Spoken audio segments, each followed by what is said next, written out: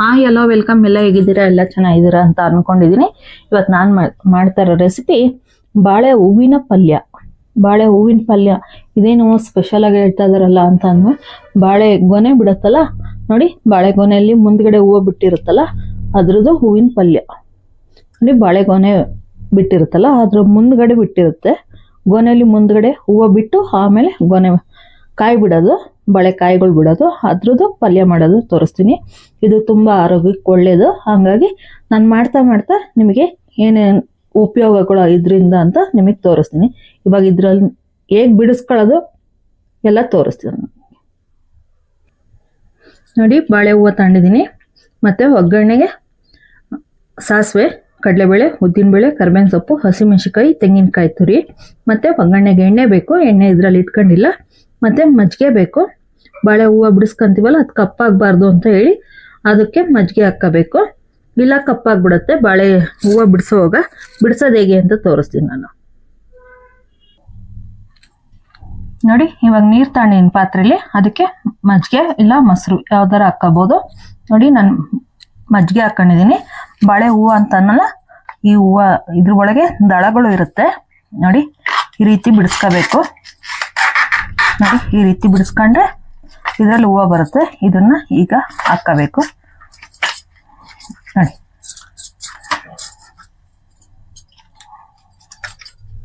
ನೋಡಿ ಈ ರೀತಿ ಬಿಡಿಸ್ಕೋಬೇಕು. ನಾನು ಎಲ್ಲದು ಬಿಡಿಸ್ಕೊ ಬಂದ್ಬಿಡ್ತೀನಿ. ತುದಿ ತನಕನೂ ಬಿಡಿಸ್ಬೇಕು. ನಿಮಗೆ ತೋರಿಸ್ತೀನಿ ಅದನ್ನು ತುದಿ ತನಕ ಹೆಂಗ್ ಬಿಡಿಸ್ಕೋಬೇಕು ಅಂತ. ಪೂರ್ತಿ ಬಿಡಿಸ್ಕೊ ಬಂದ್ಬಿಡ್ತೀನಿ, ತೋರಿಸ್ತೀನಿ ನಿಮಗೆ. ಲಾಸ್ಟ್ ನಿಂದು ತೋರಿಸ್ತೀನಿ. ಇದೇ ತರ ಫುಲ್ ಎಂಡಿನ ತನಕನೇ ಹಿಂಗೆ ಬರುತ್ತೆ ನೋಡಿ. ಹಿಂಗ್ ಬಿಡಿಸಿದ್ರೆ ನೋಡಿ,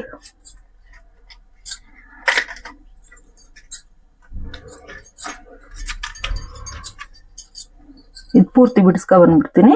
ಆಮೇಲೆ ನಿಮಗೆ ತೋರಿಸ್ತೀನಿ ಎಂಡಿಂಗಿಂದು ನೋಡಿ. ಇಷ್ಟು ಬಿಡಿಸಿದ್ದೀನಿ, ಅಷ್ಟು ಹೂವು ಬಂದಿದೆ. ಹೂವು ಅಂದ್ರೆ ಇದು ಮೊಗ್ಗು ಇರುತ್ತೆ, ಇದು ಹೂವಿನ ದಳಗಳು ನೋಡಿ. ಇದು ನೋಡಿ, ಇದು ದಿಂಡು ಇರುತ್ತಲ್ಲ, ದಿಂಡು ಮುರ್ಕೊಬಿಡ್ಬೇಕು ನೋಡಿ. ಇದರಲ್ಲೂ ನಾರಿನ ಅಂಶ ಇರುತ್ತೆ. ಹಿಂಗೆ ಕಿತ್ಕೊಂಡು ಮುರ್ಕೊಳ್ಳೋಣ.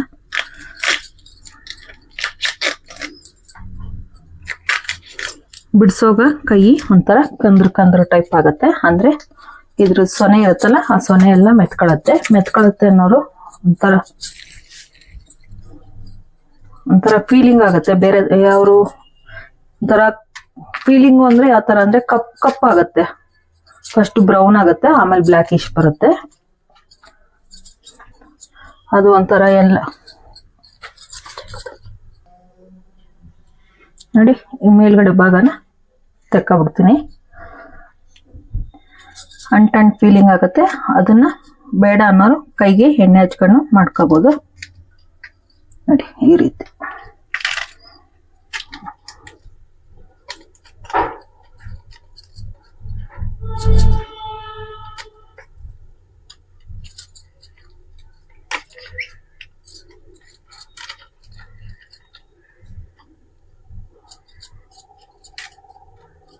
ಲಾಸ್ಟಿಗೆ ಬರಲ್ಲ ಅನ್ನೋರು ಈ ರೀತಿ ಕಟ್ ಮಾಡಿಬಿಟ್ಟು ನೋಡಿ, ದಿಂಡು ಸಮೇತ ತೆಗಿಬೇಕು ನೋಡಿ. ಕ್ಲೀನಾಗಿ ಬರುತ್ತೆ ಅವಾಗ.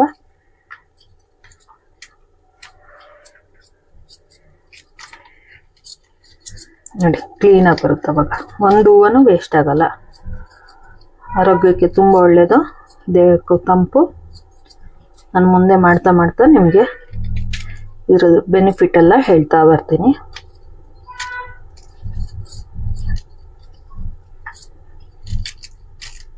ತುದಿ ತನಕ ಲಾಸ್ಟ್ ತನಕನೂ ತೋರಿಸ್ತೀನಿ ನಿಮಗೆ ನೋಡಿ. ಲಾಸ್ಟ್ ಎಂಡಿಂಗ್ ತನಕನೂ ಬರ್ತಾನೆ ಇರುತ್ತೆ ಹೂವು. ಒಂಚೂರು ವೇಸ್ಟ್ ಅನ್ಸಲ್ಲ.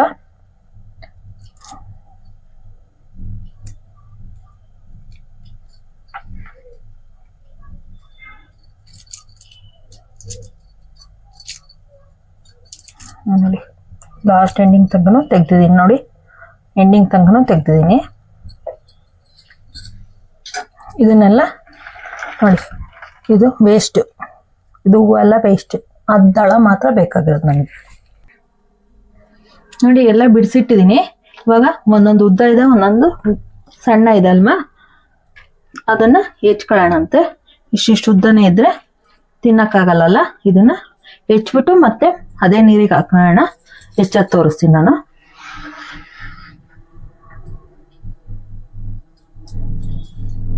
ನಿಮ್ಮ ಮನೇಲಿ ಹೇಗೆ ತಿಂತಾರೋ ಹಾಗೆ ನೀವು ಹೆಚ್ಕೊಳ್ಳಿ. ನಮ್ಮ ಸಣ್ಣ ನಾವು ಎಲ್ಲದು ಉಪಯೋಗಿಸೋದು.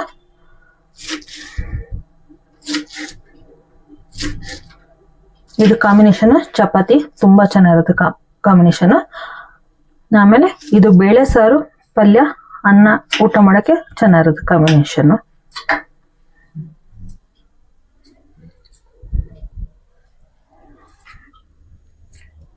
ನೋಡಿ, ಇದನ್ನ ಸೈಡ್ ಮಾಡ್ಬಿಟ್ಟು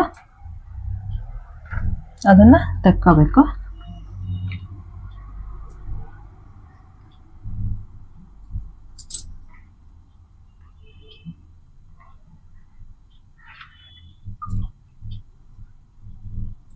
ನೋಡಿ, ಇದು ಹೆಚ್ಚಿರೋದನ್ನ ಅದಕ್ಕೆ ಹಾಕೋಣಂತೆ.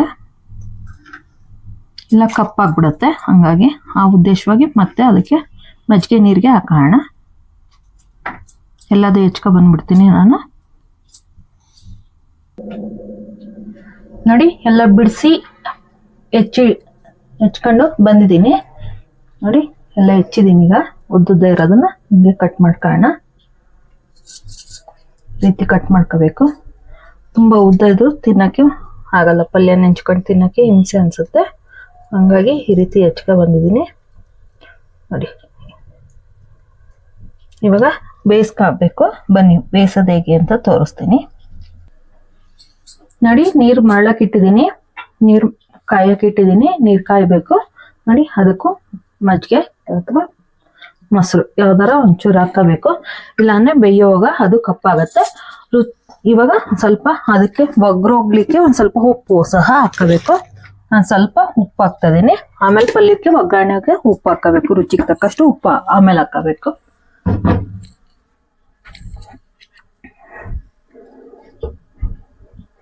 ನೋಡಿ, ಹೆಚ್ಚಿಟ್ಕೊಂಡಿದೀವಲ್ಲ ಇದನ್ನೆಲ್ಲ ನೋಡಿ ಈ ರೀತಿ ತಗೊಂಡು ಇದನ್ನ ಹೀಗೆ ಹಿಂಡ್ಬಿಟ್ಟು ಇದಕ್ಕೆ ಹಾಕೊಳ್ಳೋದು. ಹೀಗೆ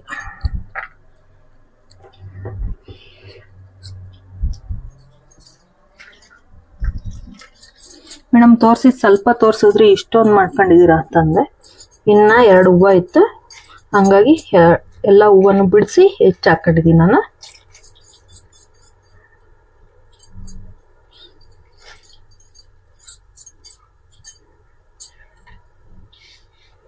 ಎಷ್ಟೊತ್ತು ಬೇಯಿಸ್ಬೇಕು ಅಂತ ಕೇಳ್ಬೋದು. 10 ರಿಂದ 15 ನಿಮಿಷ ಬೇಯಿಸ್ಬೇಕು. ಅದು ಸಾಫ್ಟ್ ಆಗ್ಬೇಕು, ಹೂವು ಅಲ್ಲಿ ತನಕ ಬೇಯಿಸ್ಬೇಕು.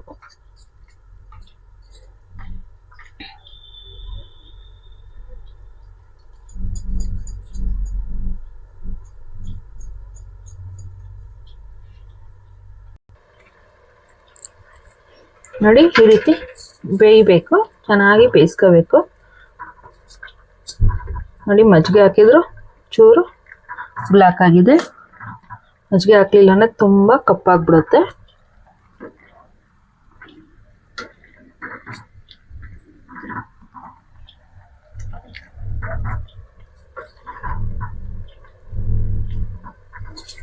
ನೋಡಿ, ತಗೊಂಡು ನೋಡಿದ್ರೆ ಸಾಫ್ಟ್ನೆಸ್ ಆಗಿರುತ್ತೆ. ಕೈ ಏನಪ್ಪ ಹಿಂಗ್ ಮಾಡ್ಕೊಂಡಿದ್ದಾರೆ ಅಂತ ಅನ್ಬೋದು.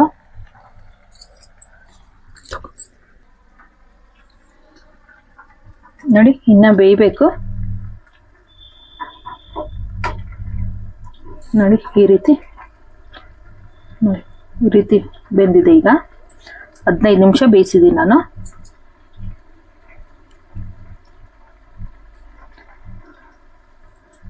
ಇದು ಬಸ್ಕೋಬೇಕು. ಈಗ ನೀರು ಕ್ಲೀನಾಗಿ ಬಸ್ಕೊಬಿಡೋಣ.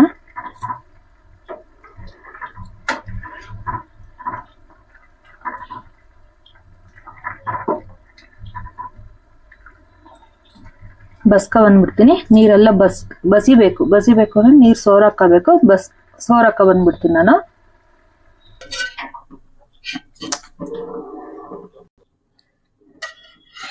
ನೋಡಿ, ಬಾಣ್ಲಿ ಇಟ್ಟಿದ್ದೀನಿ. ಬಾಣ್ಲಿಗೆ ಒಗ್ಗರಣೆಗೆ ತಕ್ಕಷ್ಟು ಎಣ್ಣೆ ಹಾಕಂತ ಇದೀನಿ. ನಾನು ಯೂಸ್ ಮಾಡ್ತದ್ದು ಪ್ಯೂರ್ ಕಡಲೆಕಾಯಿ ಎಣ್ಣೆ. 1.5 ಸೌಟ್ ಅಷ್ಟು ಎಣ್ಣೆ ಹಾಕೊಂಡಿದ್ದೀನಿ.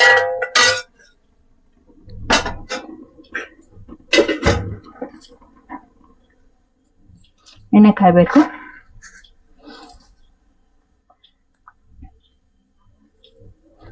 ಎಣ್ಣೆ ಕಾದಿದೆ, ಸಾಸಿವೆ ಹಾಕಂತ ಇದೀನಿ ಈಗ.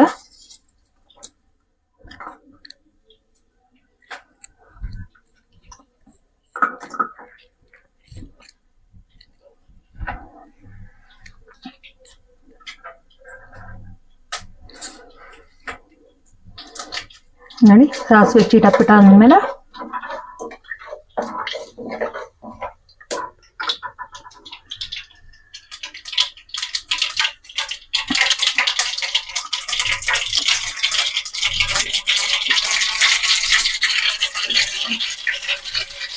ಕಡಲೆಬೇಳೆ ಉದ್ದಿನ ಬೇಳೆ ಹಾಕಂತ ಇದೀನಿ ನಾನು.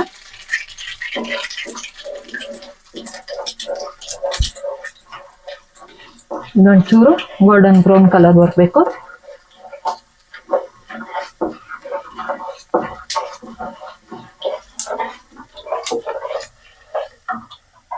ಉರಿ ಸಿಮ್ ಮಾಡ್ಕೊಂಡು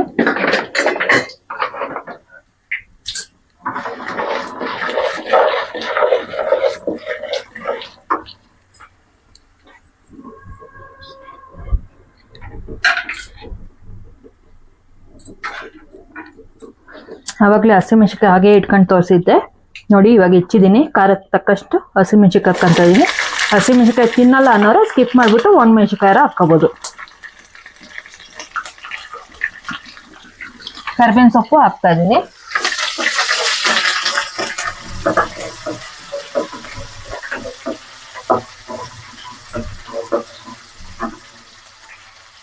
ಫ್ಲೇಮ್ ಜೋರ್ ಮಾಡಿದೀನಿ.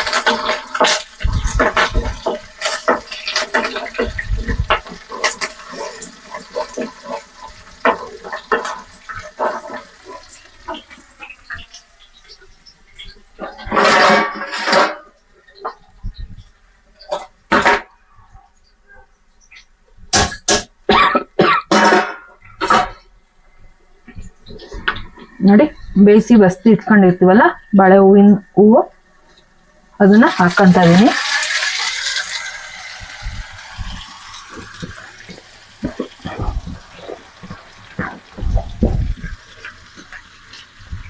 ಇದಕ್ಕೆ ಈರುಳ್ಳಿ ಬೇಡ, ಬೆಳ್ಳುಳ್ಳಿ ಬೇಡ, ಏನು ಬೇಡ, ಹಾಗೆ ತುಂಬಾ ಚೆನ್ನಾಗಿರುತ್ತೆ ಪಲ್ಯ.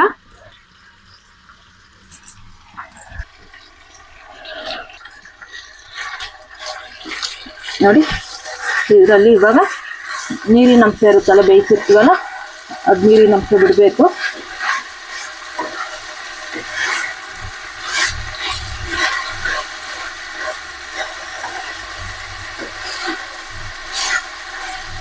ಹೆಲ್ತ್ ಬೆನಿಫಿಟ್ ಹೇಳ್ತೀನಿ ಅಂತ ಅನ್ನಲ್ಲ, ಹೆಲ್ತಿನ ಉಪಯೋಗಗಳು ಏನೇನು ಹೇಳ್ತೀನಿ ಅಂತ ಅನ್ನಲ್ಲ. ಅವಾಗಲೇ ನೋಡಿ ಇದು ತಿಂದರೆ PCOD ಪ್ರಾಬ್ಲಮ್ ಇರುತ್ತಲ್ಲ ಅದು ಕಡಿಮೆ ಆಗುತ್ತೆ. ಆಮೇಲೆ ಹೊಟ್ಟೆಯಲ್ಲಿ ಕೂದಲು, ಆಮೇಲೆ ಉಗುರು, ಅವೆಲ್ಲ ಮಕ್ಕಳು ಆಟಾಡೋ ಗಮನದಲ್ಲಿ ಉಗುರೆಲ್ಲ ಕಚ್ಚಿರ್ತಾರಲ್ಲ ಅದೆಲ್ಲ ಹೋಗುತ್ತೆ. ಆಮೇಲೆ ನಮ್ಮನೇಲಿ ಆಗಿರೋ ಪ್ರಾಬ್ಲಮ್ ನಾನು ಹೇಳ್ತೀನಿ, ಬೇರೆಯವ್ರದ್ದು ಬೇಡ. ನನ್ನ ಮಗನಿಗೆ ತುಂಬ ಹೊಟ್ಟೆಲಿ ಕಿಡ್ನಿ ಸ್ಟೋನ್ ಆಗಿತ್ತು. ಅವನಿಗೆ ಬಾಳೆ ಹೂವಿನ ಪಲ್ಯ, ಬಾಳೆ ಹೂವಿನ ಚಟ್ನಿ ಮಾಡಿಕೊಟ್ಟಿದ್ದೆ, ಆಮೇಲೆ ಬಾಳೆ ದಿಂಡಿಂದು ಜ್ಯೂಸ್ ಮಾಡಿಕೊಟ್ಟಿದ್ದೆ. ಹಂಗಾಗಿ ಅವನಿಗೆ ಸ್ಟೋನ್ ಏನು ತೆಗೆಸ್ಬೇಕು ಅಂತ ಅನ್ನಿಸ್ಲಿಲ್ಲ. ಅದ್ರಾಗೆ ಅದು 6.6 mm ಇತ್ತು ಅಂತ ಹೇಳಿದ್ರು ಡಾಕ್ಟ್ರು. ಹಂಗಾಗಿ ಅದನ್ನ ಜ್ಯೂಸ್ನ ಪಲ್ಯನ ಎಲ್ಲ ಮಾಡಿಕೊಟ್ಟಾಗ ಅದೇ ಜಾರಿ ಬಿದ್ದೋಯ್ತು, ಯೂರಿನ್ ಪಾಸ್ ಮಾಡುವಾಗ ಬಿದ್ದೋಯ್ತು. ಕಿಡ್ನಿ ಸ್ಟೋನಿಗಂತೂ ತುಂಬ ಒಳ್ಳೇದು ಈ ಪಲ್ಯ. ಆಮೇಲೆ PCOD ಪ್ರಾಬ್ಲಮ್ ಅಂತಂದ 4 ಇಂದ 5 months ಇಂದ ಬ್ಲೀಡಿಂಗ್ ಆಗ್ತಾನೆ ಇರುತ್ತೆ, ಆದ್ರೂ ಕಡಿಮೆ ಆಗಲ್ಲ. ಯಾವ ಡಾಕ್ಟರ್ ಹತ್ರ ತೋರಿಸಿದ್ರು ಕಡಿಮೆ ಆಗಲ್ಲ. ಆ ಟೈಮಲ್ಲಿ ಇದನ್ನ ಮಾಡ್ಕೊಂಡು ತಿಂದ್ರೆ ಪಲ್ಯನ ತುಂಬಾ ಉಪಯೋಗ ಆಗುತ್ತೆ, ಬ್ಲೀಡಿಂಗ್ ನಿಲ್ಲುತ್ತೆ. ಅದು ನನಗೆ ಆಗಿದ್ದ ಅನುಭವ ಆಗಿ ನಿಮ್ಗಾಗಿ ತಿಳಿಸ್ತಾ ಇದ್ದೀನಿ ನಾನು.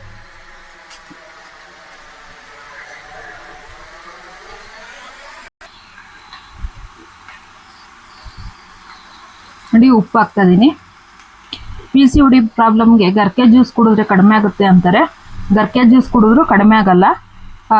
ಅದಾಗಿ ಅದನ್ನ ಮಾಡಿದೆ. ಆಮೇಲೆ ಮುಟ್ಟಿದ್ರು ಮುನಿ ಸೊಪ್ಪು ತಿಂದ್ರೆ ಕಡಿಮೆ ಆಗತ್ತೆ ಅಂತ ಅಂದ್ರು, ಅದನ್ನು ಮಾಡಿದೆ. ನನ್ನ ಅನುಭವ ನಾನು ನಿಮ್ಮ ಹತ್ರ ಹಂಚ್ಕೊತಾ ಇದ್ದೀನಿ. ಯಾಕೆಂದ್ರೆ ಅದನ್ನು ಮಾಡಿದೆ. ನಾವು ಹಳ್ಳಿಯಲ್ಲಿ ಇರೋದ್ರಿಂದ ಹಳ್ಳಿನೂ ಅಲ್ಲ, ಸಿಟಿನೂ ಅಲ್ಲ, ಆ ರೀತಿ ಇರೋದ್ರಿಂದ ನಮಗೆ ನಾಟಿ ಔಷಧಿ ಎಲ್ಲ ಮಾಡ್ಕೊಡ್ತಾರೆ ಇಲ್ಲಿ. ಆ ನಾಟಿ ಔಷಧಿನೂ ತಗೊಂಡೆ, ಆದರೂ ಕಡಿಮೆ ಆಗಲಿಲ್ಲ. ಶಾಪಿಗೆ ತೋರಿಸ್ದೆ, ಏನು ಪ್ರಾಬ್ಲಮ್ ಇಲ್ಲ, ಗರ್ಭಕೋಶದಲ್ಲಿ ಏನು ಪ್ರಾಬ್ಲಮ್ ಇಲ್ಲ, ನಾರ್ಮಲ್ ಇದೆ ಅಂತ ಎಲ್ಲ ಹೇಳಿದ್ರು. ನನಗೆ ಇವಾಗ 40 years ಆಗಿರೋದ್ರಿಂದ ನಿಲ್ಲೋದ್ರಿಂದ ಏನಾರ ಹಂಗೆ ಆಗ್ತಾ ಇದೆ ಅಂತ ನನ್ನ ಅನಿಸಿಕೆ ಹಂಗಾಯಿತು. ನಾನು ನೋಡೋಣ ಅಂತ ಹೇಳಿ ಬಾಳೆ ಹೂವು ತಂದುಕೊಟ್ರು. ಅದು ತಂದುಕೊಟ್ಟು ಅಷ್ಟು ದಿವಸ ಅನ್ಭೋಗಿಸ್ತಾ ಇದ್ದಿದ್ದು PCOD ಪ್ರಾಬ್ಲಮ್, ಬ್ಲೀಡಿಂಗ್ ಹೋಗ್ತಾ ಇದ್ದಿದ್ದು ಎಲ್ಲದನ್ನು ನೋಡಿ ಡಾಕ್ಟರ್ ಹತ್ರ ಎಲ್ಲ ತೋರಿಸ್ದೆ. ಡಾಕ್ಟರ್ ಹತ್ರ ಎಲ್ಲ ತೋರಿಸಿದ್ರು ಕಡಿಮೆ ಆಗಲಿಲ್ಲ. ಇದು ನೋಡೋಣ, ಪಲ್ಯ ತಿಂದು ನೋಡೋಣ ಅಂತ ಹೇಳಿ ಪಲ್ಯ ಮಾಡ್ಕೊಂಡು ತಿಂದು 2-3 ದಿವಸಕ್ಕೆ ನಿಂತೋಯ್ತು. ಇವಾಗ ನಿಂತು ಅವಾಗಲೇ ನನಗೆ ತಿಂಗಳ ಮೇಲೆ ಆಯಿತು, ಮತ್ತೆ ಏನು ಕಾಣಿಸ್ಕೊಂಡಿಲ್ಲ. ಹಂಗಾಗಿ ನೀವು ಮಾಡ್ಕೊಂಡು ತಿನ್ಲಿ, ಯಾರ್ಯಾರು PCOD ಪ್ರಾಬ್ಲಮ್ ಇರುತ್ತೋ ಅವ್ರಿಗೆಲ್ಲ ಉಪಯೋಗ ಆಗುತ್ತೆ ಅಂತ ಹೇಳಿ ಇದನ್ನು ಮಾಡಿ ತೋರಿಸ್ತಾ ಇದ್ದೀನಿ. ಆಮೇಲೆ ಹೊಟ್ಟೆಯಲ್ಲಿ ಕೂದಲು ಅತಾಚುರ್ಯವಾಗಿ ಊಟ ಮಾಡುವಾಗ ಸಣ್ಣ ಕೂದಲು ಹೋಗ್ಬಿಟ್ಟಿರುತ್ತೆ ಹೊಟ್ಟೆ ಒಳಗೆ. ಆ ಕೂದಲು ಹೋದ್ರು ಆ ಕೂದಲನ್ನ ಹೊರಗೆ ತೆಗಿಯೋ ಅಂತ ಬಲ ಇರುತ್ತೆ ಈ ಬಾಳೆ ಹೂವಿನ ಪಲ್ಯ. ಬಾಳೆ ಹೂವಿನ ದಿಂಡು ಬಾಳೆಗೊನೆ ದಿಂಡು ಬರುತ್ತಲ್ಲ, ಅದ್ರದ್ದು ಪಲ್ಯ ಇದೆಲ್ಲ ಉಪಯೋಗ ಆಗತ್ತೆ. ಹಂಗಾಗಿ ಇದನ್ನ ಹೆಚ್ಚಾಗಿ ಬಳಸಿ ತಿಂಗಳಿಗೆ ಒಂದ್ಸತಿನಾರ ಮಾಡ್ಕೊಂಡು ತಿನ್ನಿ, ಹೆಲ್ತಿಗೆ ಭಾರಿ ಒಳ್ಳೇದು ಅಂತ ನಾನು ತಿಳಿಸ್ತೀನಿ. ನನ್ನ ಅನುಭವ ನಿಮ್ಮ ಹತ್ರ ಹಂಚ್ಕೊಂಡಿದ್ದೀನಿ. ನೀವು ಹೇಗೆ ಮಾಡ್ಕೊಂಡು ತಿನ್ನೋದು ಅಂತ ತಿಳಿದ್ಬಿಟ್ಟು ಮೆಸೇಜ್ ಮಾಡಿ, ಕಮೆಂಟ್ ಮಾಡಿ. ನೋಡಿ, ಈ ನೀರು ಪೂರ್ತಿ ಬತ್ತಬೇಕು, ಬತ್ತ ತನಕ ಮುಗಿಸ್ಕೋಬೇಕು. ಬತ್ತಿಸ್ಕೊಬಿಟ್ಟು ಬರ್ತೀನಿ. ನೋಡಿ, ನೀರು ಬತ್ತಿದೆ ಪೂರ್ತಿ. ನೀರು ಬತ್ತಿದೆಯಲ್ಲ, ಪಲ್ಯಕ್ಕೆ ಕಾಯಿ ಹಾಕೋಣ. ಕಾಯಿ ತುರಿ ಜಾಸ್ತಿ ಹಾಕೋಬೇಕು ಇದಕ್ಕೆ, ಜಾಸ್ತಿ ಅಂದರೆ ಒಂದು ಅರ್ಧ ಭಾಗದಷ್ಟು ಕಾಯಿ ತುರಿ ಹಾಕೋಬೇಕು. ನೋಡಿ, ನೀರು ಬತ್ತಿದೆ ಪೂರ್ತಿ. ಲೈಕ್ ಮಾಡಿ, ಶೇರ್ ಮಾಡಿ, ಸಬ್ಸ್ಕ್ರೈಬ್ ಮಾಡಿ, ಬೆಲ್ ಐಕಾನ್ ಅನ್ನು ಒತ್ತಿ ನೋಟಿಫಿಕೇಶನ್ ಬರುತ್ತೆ. ನೋಡಿ, ಅರ್ಧ ಭಾಗದಷ್ಟು ಕಾಯಿ ಹಾಕ್ತಾ ಇದ್ದೀನಿ ನಾನು. ನೀವು ಯಾವ ಊರಿಂದ ನೋಡ್ತಾ ಇದ್ದೀರಾ ಅಂತ ಕಮೆಂಟ್ ಮಾಡಿ.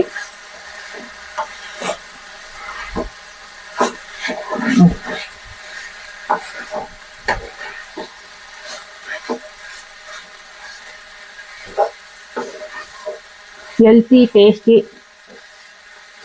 ಸ್ಪೈಸಿ ಆಗಿರುತ್ತೆ ಬಾಳೆ ಹೂವಿನ ಪಲ್ಯ. ಹತ್ರ Ambika kitchen.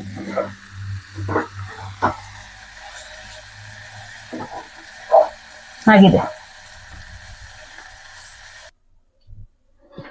Healthy, tasty and ಫ್ಲೇವರಿ full ಬಾಳೆ ಹೂವಿನ ಪಲ್ಯ. ನೋಡಿ, ಟೇಸ್ಟ್ ಮಾಡಿ ಹೇಗೆ ಬಂತು ಅಂತ ನಿಮಗೆ ಹೇಳ್ತೀನಿ. ಲೈಕ್ ಮಾಡಿ, ಶೇರ್ ಮಾಡಿ, ಸಬ್ಸ್ಕ್ರೈಬ್ ಮಾಡಿ, ಬೆಲ್ ಐಕಾನ್ ಒತ್ತಿ ನೋಟಿಫಿಕೇಶನ್ ಬರುತ್ತೆ. ನಾನು ಮಾಡಿದ ವಿಡಿಯೋ ಎಲ್ಲ ನಿಮಗೆ ನೋಟಿಫಿಕೇಶನ್ ಬರುತ್ತೆ. ಯಾರು ವಿಡಿಯೋನ ಸ್ಕಿಪ್ ಮಾಡ್ದಲೆ ಫುಲ್ ವಿಡಿಯೋ ನೋಡಿ, ಅರ್ಥ ಆಗುತ್ತೆ. ಇದು ಆರೋಗ್ಯಕ್ಕೆ ತುಂಬ ಒಳ್ಳೆಯದು. ಆಮೇಲೆ ನಾನು ಹೇಳಿದೆ, ಗರ್ಭಕೋಶದಲ್ಲಿ ತೊಂದರೆ ಇದ್ದವ್ರಿಗೂ ಇದು ಪ್ರಾಬ್ಲಮ್ ಕಡಿಮೆ ಆಗುತ್ತೆ ತಿಂದ್ರೆ. ಇದು ಟೇಸ್ಟ್ ಮಾಡಿ ಹೇಗೆ ಬಂತು ಅಂತ ಹೇಳ್ತೀನಿ ನಿಮಗೆ.